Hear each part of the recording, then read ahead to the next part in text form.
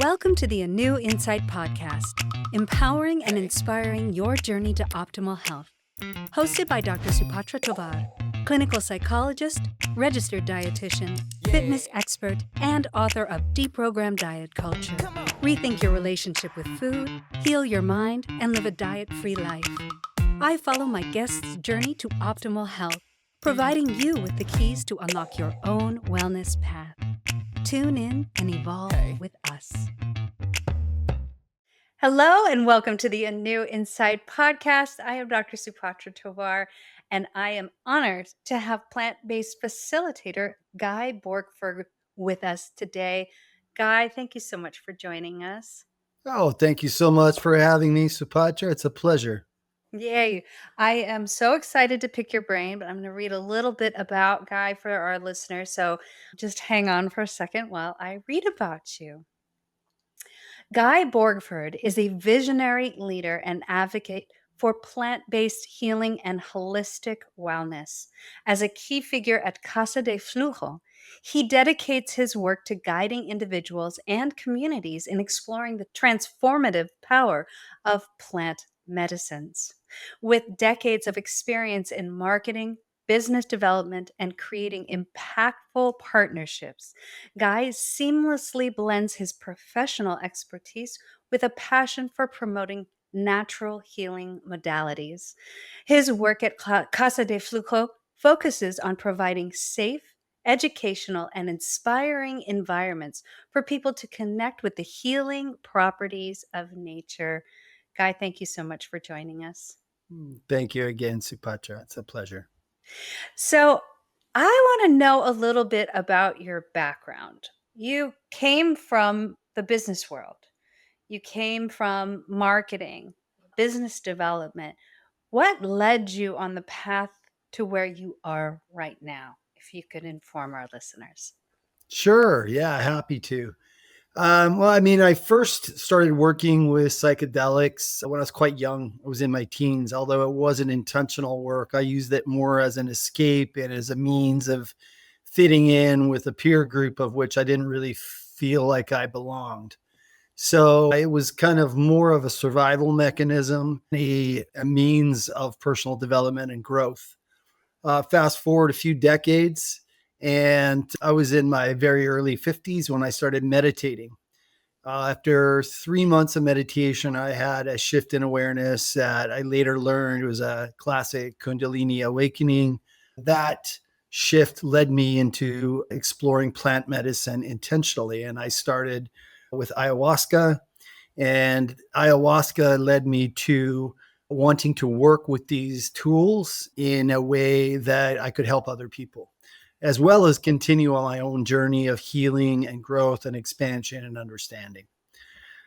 So that's kind of where I'm at right now. I've been doing this for about 5 years now. And yeah, so there we go. Can you go into a little bit more detail about that meditation experience? You said the Kundalini awakening. For people who are unaware of what that might mean, can you describe it in a little bit more detail? Sure. Well, my path to meditation is kind of interesting. My sister is the one who got me into it. And it was on our deceased mother's birthday when she got a text message from a friend to attend a holotropic breath class. And she had never done breath work before. And she was feeling a little bummed out. It was our mom's birthday, and she was gone for a number of years. She was murdered when I was 22 years old. And so, there was a lot of residual trauma and unresolved energy around her loss. So my sister goes to this breath class, and through transformational or holotropic breath, you can get into these non-ordinary states of consciousness, unlike psychedelics. And she got into this non-ordinary state. She then encountered what she described as a feminine divine energy of pure radiant love. And it was like our mother's energy, but a million times more than that. So she has this telepathic conversation with this radiant, loving energy of light. And among the things communicated was, your brother needs to wake up. He needs Mm. to wake up now. And she Wow. said it like this. So my sister tells me this the next day. And, our mother was pretty interesting. She was very curious about consciousness and dabbled in the occult, went to seances and things like that. She channeled energies, did automatic typing. I heard her speak in tongues. So it was a pretty non-ordinary upbringing. And so when my sister tells me this, I was like, yeah, okay. So I better do something about this. So the next day, I ordered a book. I just looked up books on meditation. I figured meditation was a good place to start. I found a book by Dr. Joe Dispenza called Becoming Yes. Supernatural. Oh, I love that book. Yeah, I know, me too. And so I started reading that book. And in that book, there is a meditation practice. It's a Kundalini technique of using your muscular system to channel your prana energy while you're meditating. Mm-hmm. Starting with your root chakra and channeling your prana up using your muscles along your spine.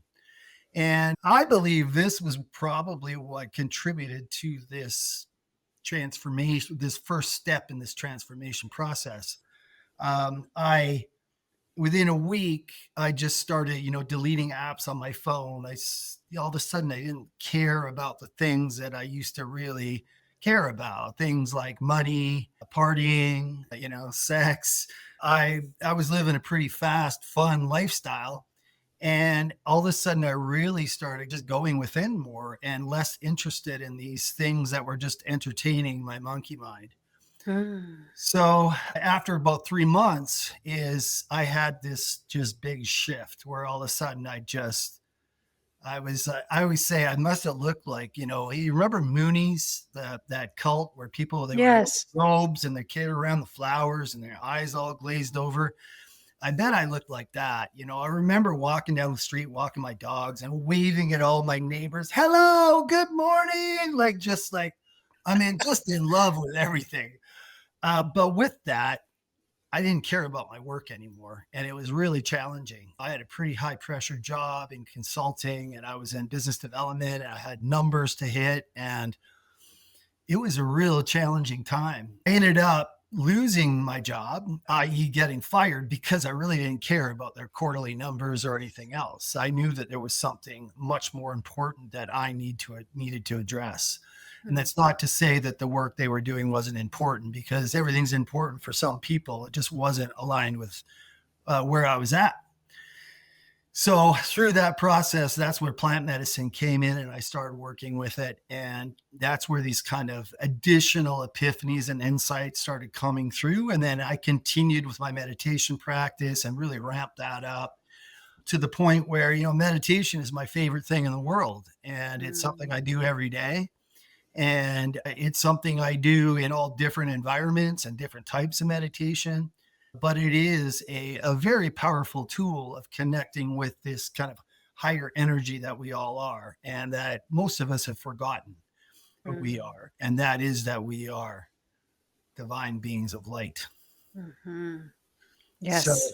so that's kind of the story. And, there's been many kind of different shifts along the way over the past 5 years, but that was kind of that process of this Kundalini awakening. I didn't even know what it was until about a month later. And my sister sent me this article about what they were. And I just checked all the boxes. I was like, oh God, this is what happened to me. Because I didn't know what had happened. And Wow. I was having a lot of challenges integrating that experience because it's not unlike a psychedelic experience where you have a Mm-hmm. shift in awareness and you try to make sense of things between this consensus reality and the things you learn through these other states of consciousness. I love it. I have devoured that book, Becoming Supernatural, and I've practiced that breathing technique, and I have found it to be quite transformative. If you could explain to our listeners, I mean, for me, doing it, and I do it every day, I try to do it every night before I go to sleep. It's designed to help to clear your energy. And it is based upon chakras. And I know a lot of people are going to be like, oh God, what are we talking about? Mhm. I don't know if that's real. But the way that Dr. Joe explains it, he actually explains it in scientific terms as well as more kind of metaphysical terms. And I believe it's designed to kind of clear the body of past traumas and allow you to access your higher levels of chakras, like your heart, your throat, third eye, and then connection to the divine. Can you describe what it felt like to do this meditation and why you think it shifted and caused this experience for you? Yeah, that's a great question. And I'm glad you've read the book so you kind of understand some of where it comes from. And the thing I do like about Dr. Joe is that he does combine the scientific with the metaphysical, and kind of, for those who are kind of like, yeah, that's woo woo, it makes them better understand things from the physical perspective. Hmm. So, and yes, I think it is like the term I use is it kind of bores out our prana tube. And Hmm. our prana tube is this energetic pathway that runs up our spine. You Hmm. know, we all know the spine is the core to the central nervous system. Hmm. And that, you know, if you look at the nervous system of the human body, if you've probably seen it, it looks like tree roots. It's all like Hmm. this, and it's all spread throughout our body. And just talking about it, I could feel mine dancing around. Hmm. And that is kind of what I got from it, is I started to be able to physically feel my prana or my energy, and I could summon it at will. Hmm. And what that means is, you know, when you get goosebumps, everyone gets goosebumps, right? And that feeling of woo, goosebumps. So the ability to summon that at will through various practices, and not even just through meditation, but also just through the everyday. Like, you're out in nature, you see something beautiful, and you can just summon that energy and connects you to everything. Hmm. So what I have found is that practice just kind of bored out my prana tube, boring being like a Mhm. drill. And now that energy flows really easily. Now, what Mhm. does that mean? A lot of people go, "Well, big deal." You can get goosebumps on command. Who cares, right? But what it does is it taps into your intuition. So, Mhm. so this prana signals things, and it will signal, for example, when something is very good, my prana will light up, and Mhm. it's a signifier for, okay, you're on the right path, or this is very good, or this is like, you got to pay attention to this.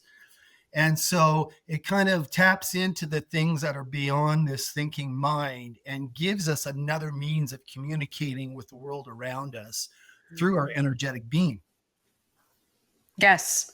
And I completely agree, and I think that when you meditate, and I've been meditating since 2012, I do think that it's almost like an antenna gets Yes. stronger and the signals get stronger and your intuition gets more attuned Yep. and you start to hear. I use it all of the time in therapy, and I think it's like we talk about it being woo woo. Yeah, okay, so it's woo woo, but I will hear something as I'm listening in therapy, and it leads me to where I need to go to help them release something or explore something.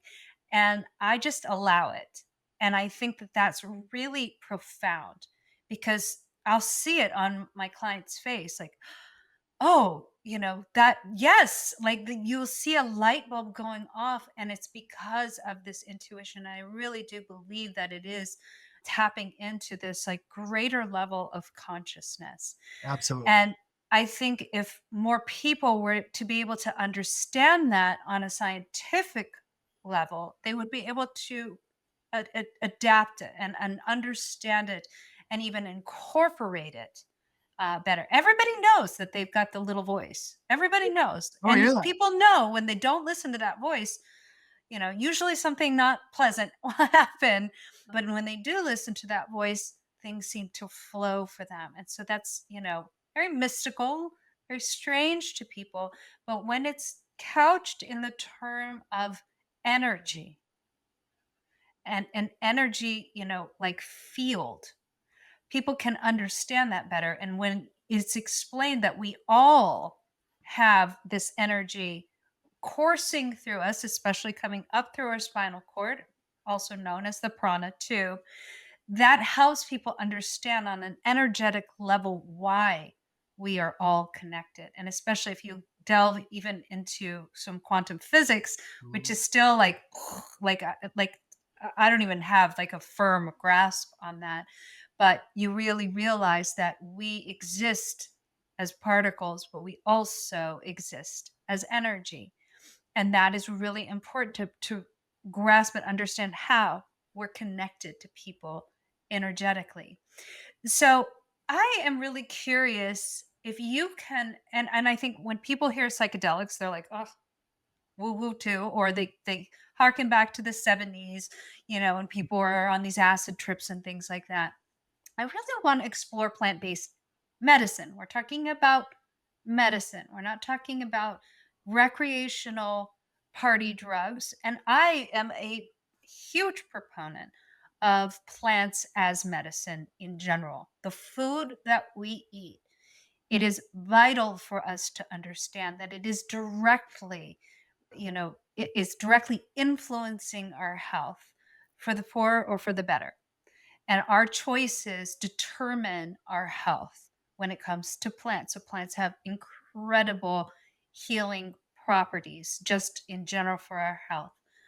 Explain how plant-based medicine in your realm, ayahuasca, I believe there's what are the That's other. psilocybin, the fungi, also tea, Mhm, to a lesser degree, cannabis, mhm, tobacco, mhm, believe it or not, is a very powerful medicine when used intentionally and ceremonially. Things like changa, which are admixtures that include DMT, and then some of the cacti that contain mescaline, mhm, peyote, San Pedro, and then iboga and ibogaine, which I have no experience with, but are incredibly beneficial and effective in treating, serious conditions like opioid use disorders.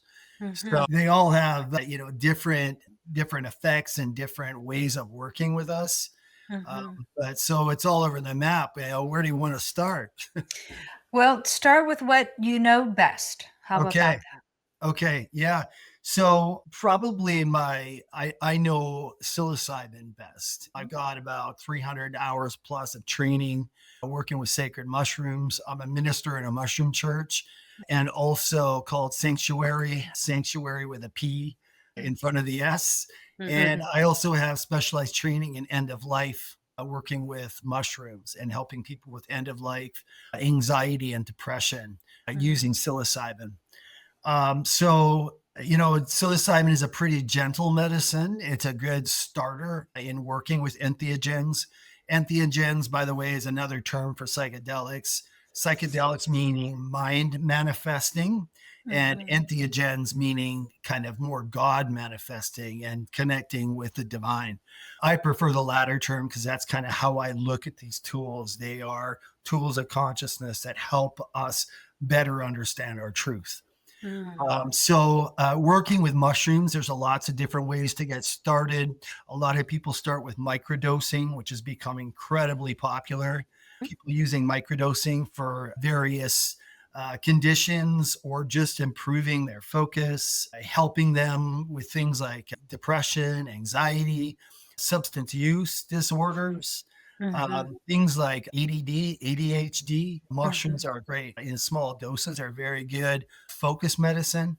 So there's all different ways to work with mushrooms in a medicinal context. mhm, What makes it medicine versus just doing shrooms is your intention, like mhm, setting that intention. Why am I eating these mushrooms? mhm, And then having reverence for the consciousness of the fungi and bringing that reverence into your consumption experience. mhm, And what that looks like is up to you. mhm, I'm a big believer in people creating their own ceremony and working with these medicines. especially in the case of fungi, which are, they are ubiquitous around the world. Psychedelic Mhm. mushrooms, they're available everywhere in all cultures. Mhm. Whereas something like ayahuasca is very specific to the Amazon and the areas in South America. Mushrooms are everywhere.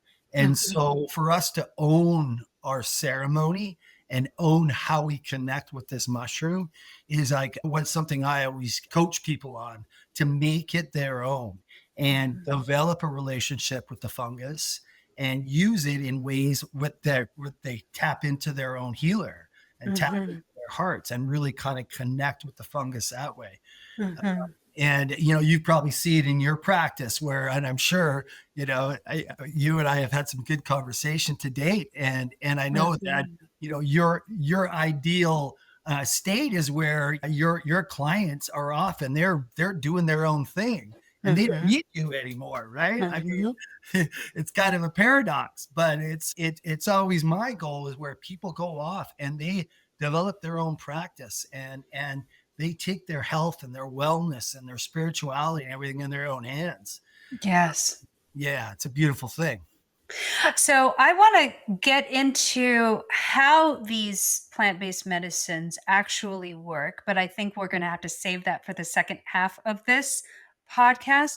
I want you to tell us how Casa de Flujo came to life. Like, what was the mission behind this organization, and how do your programs help people connect with plant-based healing in a safe and supportive environment? Yes. Well, I mean, it all starts with harm reduction and education, helping people understand what they're getting into, making sure that they're going to be safe with the medicine, doing all the necessary screenings and protocols to ensure that safety. And Mhm. then creating the container. And the container is we have side by side cabins up here in the mountains. The next Mhm. doors where we have group ceremonies. Usually I hold individual space here in my cabin. And it's working with these different medicines, but also working with the tools of integration, meditation, conscious awareness or mindfulness, Mhm. mindful eating. I know you're a big fan of that. Mhm. Food is medicine, Mhm. connecting with plants in other ways than just psychoactive plants, learning to Mhm. grow your own food, learning how to harvest and how to forage, and finding wild things that you can eat, connecting to the wild and the beauty of nature through edible plants and fungi. Uh, Mhm. so, this it's is it an organization? Not really. It's a practice. Mhm. And the practice is one of introducing people to really a better way of living through Mhm. connecting, reconnecting with the natural world. In Mhm. our modern society, we become very disconnected as a whole. And that disconnection from nature, disconnection from our truth that we are nature, is, I think, a big source of a lot of modern ailments and Mhm. the mental health crisis and the global pandemic of mental health and wellness. I would say physical health as well. I Absolutely. I think, the whole purpose for this podcast is to help people find as many ways that they can achieve their optimal health. And I do think when we really kind of look at it systemically, we're in an obesogenic environment. We're also in an environment that is not supportive of our mental health. And I think we're surrounded by systems that are not interested in that. They're more interested in their bottom line. And I think we suffer as a result.